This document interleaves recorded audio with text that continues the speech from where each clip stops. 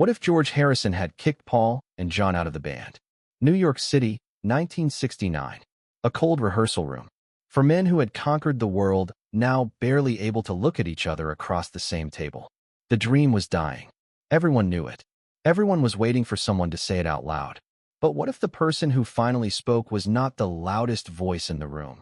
Not the wit, not the charmer, but the quiet one. The one who had been talked over, dismissed, and minimized for a decade? What if George Harrison stood up, looked John Lennon and Paul McCartney in the eyes, and told them both to get out? The year is 1969. New York City, that relentless, steel and glass monument to ambition, had become the unlikely theater for the final act of the Beatles' story. The legal machinery of their dissolution, the competing management claims, the Apple core battles, the financial disputes that had reduced their shared creative history to a series of contested assets, had pulled the band's center of gravity westward, away from London and Abbey Road and the familiar geography of their rise, into a city that understood better than most what it meant to build something extraordinary and then watch it tear itself apart. They were rehearsing in a studio in Lower Manhattan, a large, slightly impersonal space, chosen for its size rather than its warmth. The sessions had been ongoing for weeks, theoretically intended to produce new material, theoretically intended to represent a return to the band's roots, raw, live, unproduced. In practice, they had produced something else entirely, a daily, grinding documentation of a brotherhood in its terminal phase. The cameras were rolling. This detail is important. The cameras had been brought in to capture a creative renaissance, and instead they were capturing a slow-motion catastrophe. Every argument, every loaded silence, every moment of barely concealed contempt was being recorded with the patient, indifferent eye of equipment that does not distinguish between the beautiful and the devastating. John was present in the way that John had been present for months, partially. His attention divided between the music and Yoko, between the room and some interior landscape that the others could not access. He was still capable of brilliance, still capable of producing something that reminded everyone why they were here, why any of this had ever mattered. But the consistency was gone, replaced by a restless, slightly contemptuous detachment that communicated, clearly and without words, that he had already begun to leave. Paul was present in the opposite way. Too present, too focused, too intensely engaged with the process of holding something together that was already beyond holding. His suggestions about arrangements and approaches came with the polished, relentless precision of a man who believes that competence can substitute for connection. He was not wrong about the music. He was almost always right about the music. But being right had begun to feel, in that room, like a form of aggression. Ringo was Ringo, the steadiest human being in any room he occupied, his professionalism a form of loyalty that asked nothing in return except the chance to keep playing. He watched everything, said little, and held the rhythm of a band that was losing its rhythm in every way that mattered. And George Harrison, 26 years old, the youngest Beatle, the one who had spent a decade learning what it felt like to be underestimated by the two most gifted songwriters of their generation. George, who had written songs of genuine beauty and depth that had been rationed to 2 per album, sometimes fewer, while John and Paul's output dominated every record. George, who had returned from India with a spiritual clarity and a musical vision that the band's existing hierarchy had never known how to accommodate. George, who had already walked out once, briefly, and returned, because the alternative had seemed, at that moment, impossible to imagine. George Harrison was done imagining it was impossible. Hey, before we continue with this incredible story, I need to give you an important warning. Many subscribers have reported that YouTube has removed their subscriptions without notice. Just take a quick look at the red button below to make sure you're still subscribed to the channel. I don't want you to miss any of the exclusive content that's coming up. And while you're there, leave that powerful like. That helps me a lot with the algorithm. Oh, and tell me in the comments, which city are you watching from? I love getting to know every amazing person who is part of this community. Your participation makes all the difference. Let's interact. George Harrison. In 1969, the world barely knew what to do with him. He was the third Beatle, the quiet one, the one whose name appeared third in every article, third in every conversation, whose contributions were acknowledged with the slightly surprised tone that people reserve for things they did not expect to be as good as they are. He had written Something, a song that Frank Sinatra would later call the greatest love song of the 20th century. He had written Here Comes the Sun, a melody so perfectly, effortlessly luminous that it seemed less like something composed and more like something discovered, already existing, simply waiting for George to find it. He had brought to the Beatles a harmonic sophistication and a spiritual depth that had expanded their music in ways that the official history had consistently undervalued. But within the band, within the specific, suffocating hierarchy that a decade of shared fame had calcified into something nearly immovable, George was still the junior partner. His songs were still being rationed. His ideas were still being talked over. In the rehearsal room, in those brutal, camera-documented January sessions, Paul would redirect his guitar parts with the confident authority of a man who had never fully registered that George had outgrown the role of student. John would offer comments that carried, beneath their surface wit, a subtle dismissiveness that had been present since the early days in Liverpool and had never entirely disappeared. George had endured it. For years, he had endured it with the particular patience of a person who is learning, in real time, what they are worth, and whose estimate of their own value is gradually, inexorably, beginning to exceed what the institution they inhabit is willing to acknowledge. He arrived at the rehearsal studio on this particular January morning with the quality of stillness that precedes decisive action. Not agitation, not visible anger. Those were too easy, too expected. George Harrison had learned, from years of meditation and musical discipline, that the most powerful things happen in stillness. He set up his guitar. He drank his tea. He watched John and Paul arrive and take their places, and he waited with the focused patience of a man who has chosen his moment and intends to honor it. The morning session began. Paul made a suggestion about a chord arrangement. John responded with a comment that was half critique, half joke, the kind of remark that asserted creative dominance while maintaining the plausible deniability of humor. George played his part, precisely and without comment. The cameras rolled. The city moved outside. And then Paul turned to George and said, in the tone that had become, over months of these sessions, a particular source of accumulated grievance, the tone of a teacher addressing a capable but somehow perpetually insufficient student. George, can you try it this way instead? George set down his guitar. The sound of it resting against his chair was very quiet in the room. He looked at Paul for a long moment. Then he looked at John. And then George Harrison, the quiet Beatle, the third one, the one everyone had always underestimated, spoke. What George said in that rehearsal room on that January morning, in this version of events, this alternate corridor of history that runs alongside the one we know, was not a shout. It was not a tirade, not an explosion, not the kind of dramatic confrontation that the cameras and the tension of the preceding weeks might have led anyone to anticipate. It was quieter than that. And precisely because it was quiet, it was more devastating than anything louder could have been. I'm done, George said. His voice was level, clear, carrying the particular quality of words that have been considered for a very long time before being spoken. Not done with the music. Done with this. Paul stared at him. John, who had been leaning back in his chair with the studied detachment of a man only partially present, became suddenly, completely still. What do you mean? Paul said carefully. I mean, George said, that I've been a Beatle for 10 years. And for 10 years, my songs have been an afterthought. My ideas have been overruled before I finish expressing them. My parts have been corrected by people who don't hear what I'm trying to play. He paused. That's done. George, John began. I'm not finished, George said. And the steadiness in his voice stopped John in a way that John's own voice, with all its famous authority, had never quite managed. This band, what's left of it, it's going to change. Not because I'm walking out. I walked out before and came back and nothing changed. This time I'm not walking out. He looked at both of them. You are. The room was absolutely silent. The cameras continued to roll, their red recording lights steady and indifferent. Ringo, behind his drum kit, sat very still, his expression unreadable. I'm sorry, Paul said. His voice had lost its usual polish, replaced by something more raw and uncertain. This is still a band, George said. There are 4 of us. The decision-making doesn't belong to 2 people. It never did. We just all pretended it did because it was easier than having this conversation. He looked at Paul. You've been running these sessions like a director who's forgotten he's working with other directors. He looked at John. And you've been half here for months. When you are here, you make it clear that you're doing us a favor by showing up. John's jaw tightened. That's not. It is, George said simply. You know it is.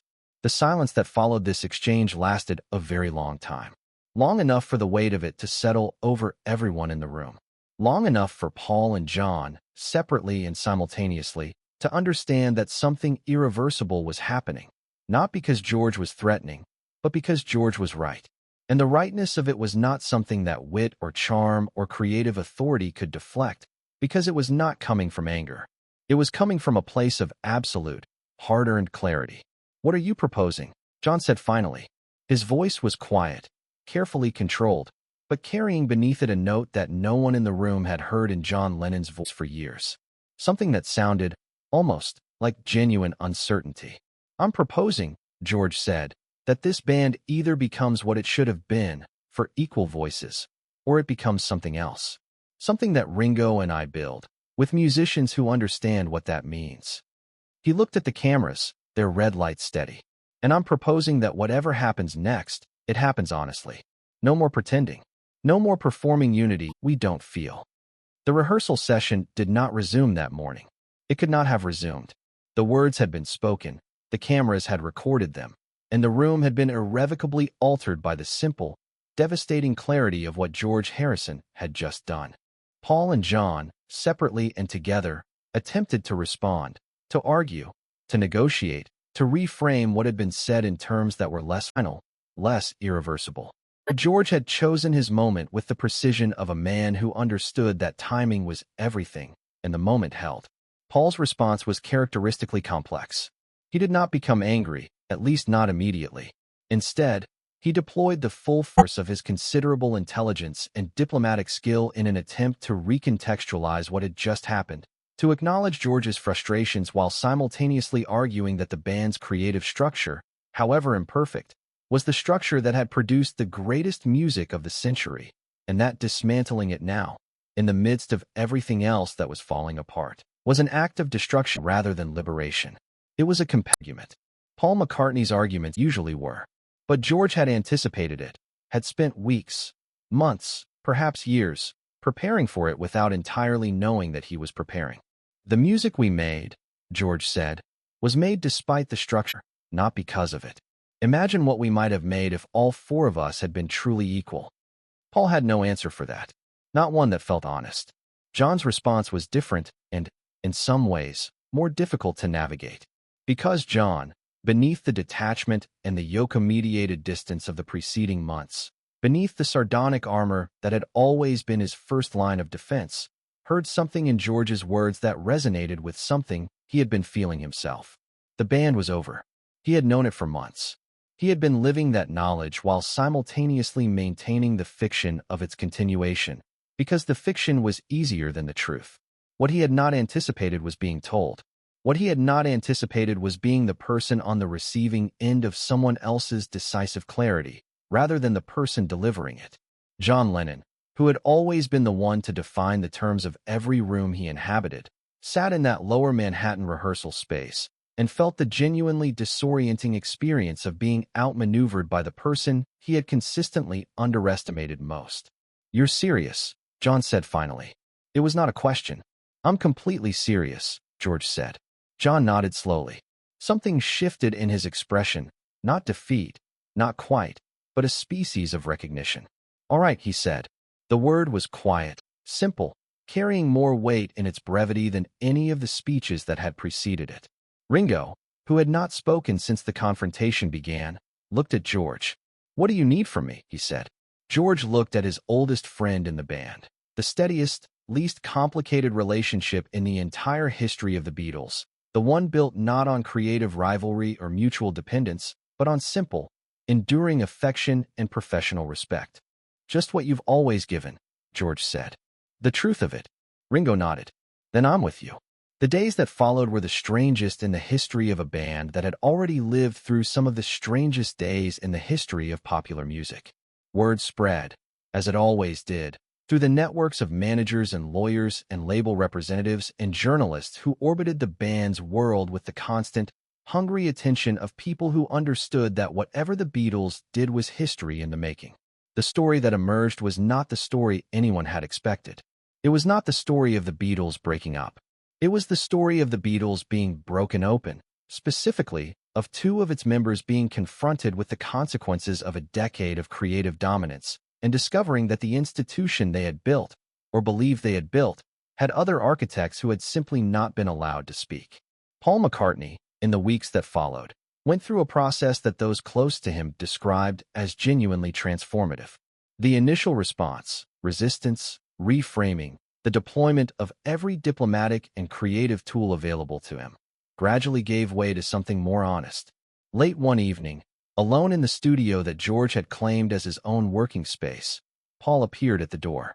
George looked up from the mixing board. "I'll go," Paul said. His voice was flat, stripped of its usual polish. "If that's what has to happen. But I want you to know," he paused, searching for words with the visible difficulty of a man who is accustomed to finding them effortlessly. "I hear what you said. About the songs. About the sessions. I think I've known for a long time and chosen not to." He looked at George directly. "That was wrong." George held his gaze for a moment. "Yes," he said. "It was." "I'm sorry," Paul said. 2 words.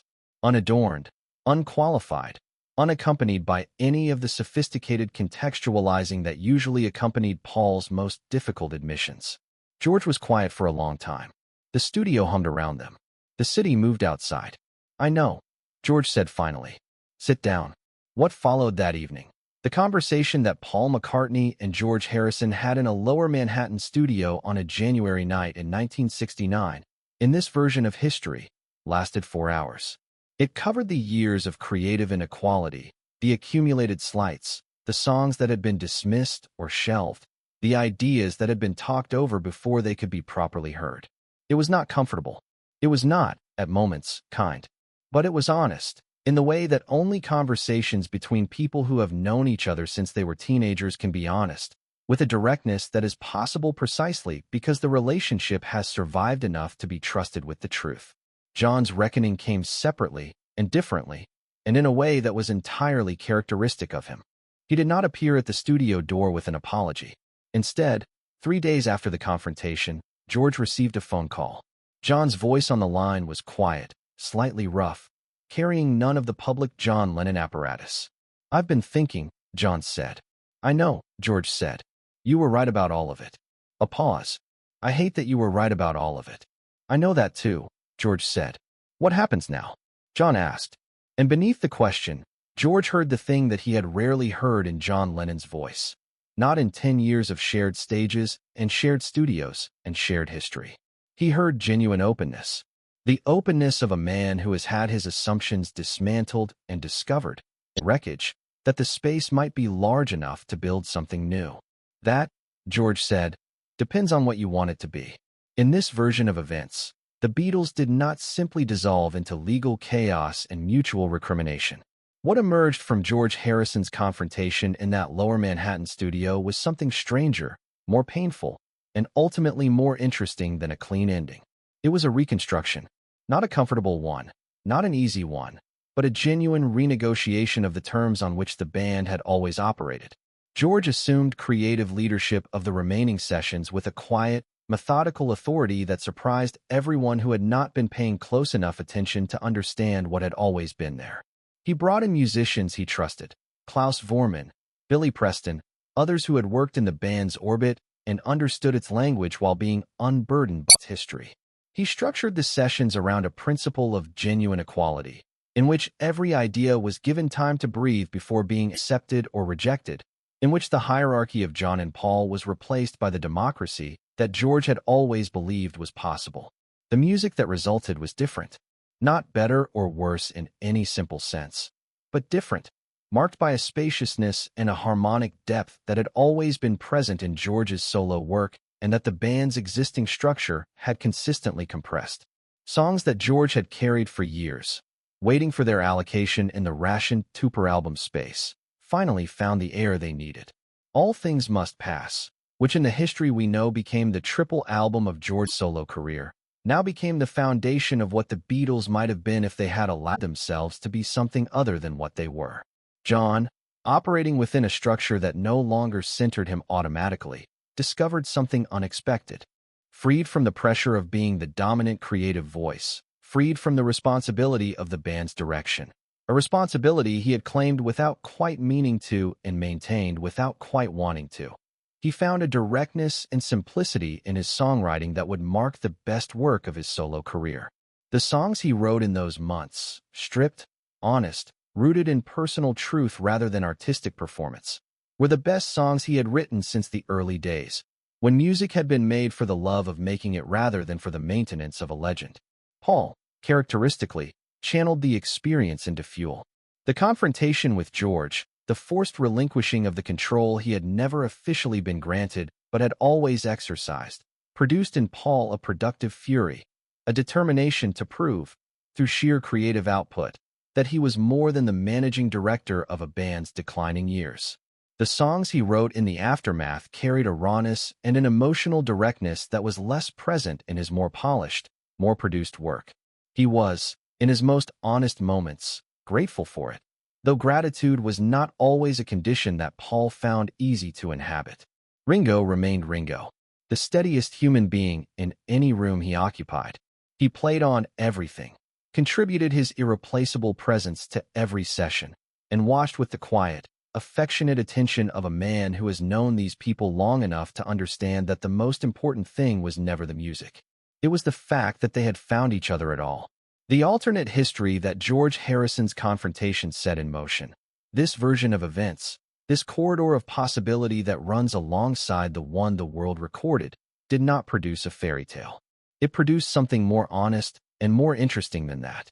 It produced four human beings, bound together by a shared history that no legal document or creative disagreement could entirely dissolve, learning, in their 30s, what they should have been taught to do in their 20s.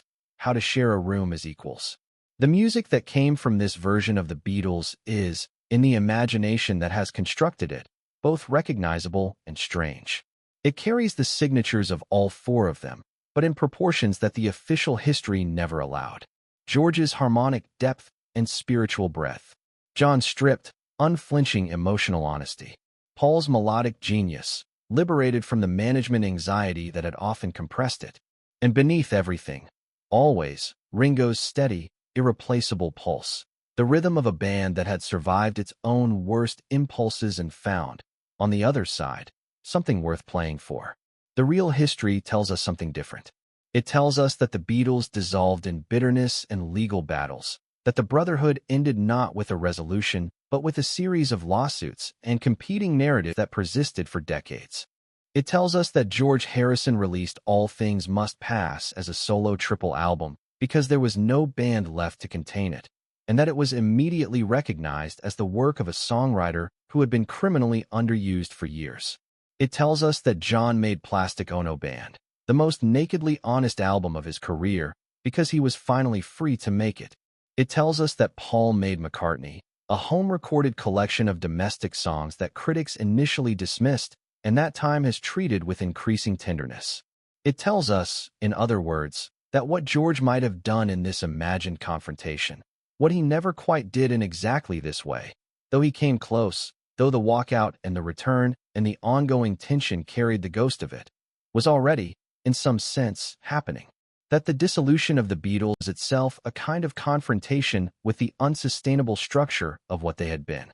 That what emerged from the ruins, in the actual history, was four extraordinary individual careers that could not have existed in the same form if the band had continued.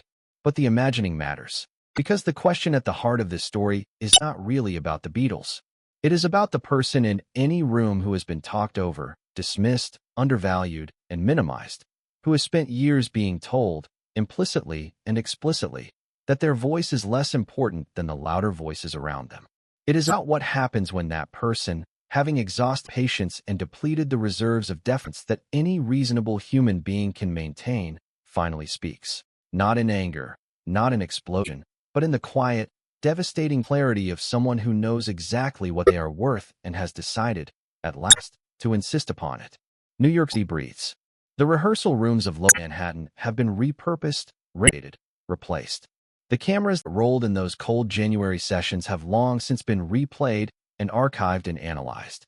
The music that was made, in the history we know, in the aftermath of the band's dissolution, has outlasted every legal battle, every competing narrative, every attempt to reduce it to a commercial property. And somewhere in the echo of those sessions, in the cold air of a rehearsal room where four young men who had remade the world sat across from each other with the ruins of their shared dream on the floor between them, the ghost of George Harrison's quiet revolution persists. The question it asks is permanent. The question it asks belongs to anyone who has ever been the quiet one, the overlooked one, the one whose name appears third. What if the most powerful thing you can do is not the last thing you can do, but the truest? What if the revolution that changes everything is not a shout but a stillness? A guitar set down carefully against a chair, a voice that speaks without raising itself, a sentence that ends not with a bang but with the quiet, devastating finality of a person who has decided, at last, that they know exactly what they are worth, and that the time for pretending otherwise is over.